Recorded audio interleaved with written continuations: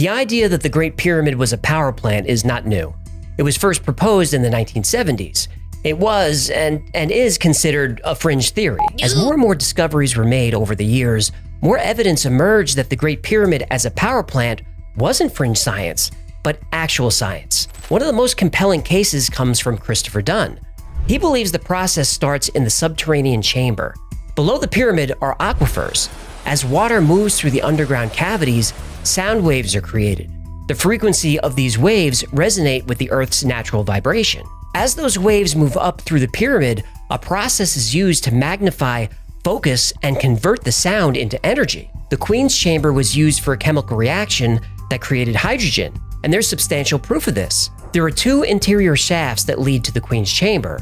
The northern shaft has traces of hydrochloric acid. The southern has traces of hydrated zinc chloride. Combining these two chemicals creates a volatile reaction that generates hydrogen, a lot of hydrogen. This hydrogen gas would flow from the Queen's Chamber through the horizontal passage and into the Grand Gallery. The Grand Gallery is also made of granite.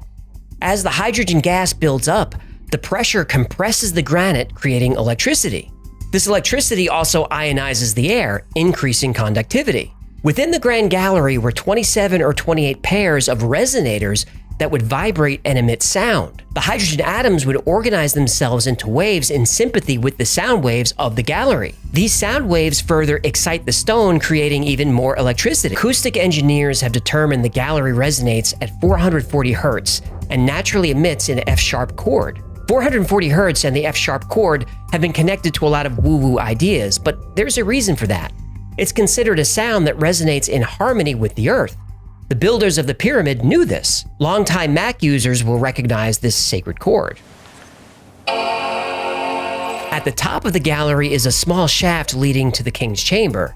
The opening is 8.4 by 4.8 inches. This is the perfect size for hydrogen microwaves to pass into the King's Chamber, which also resonates at 440 Hz and F-sharp.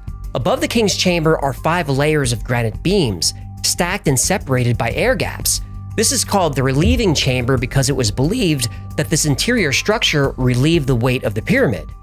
That's not what it does. The beams are smooth on 3 sides, but rough cut on the top.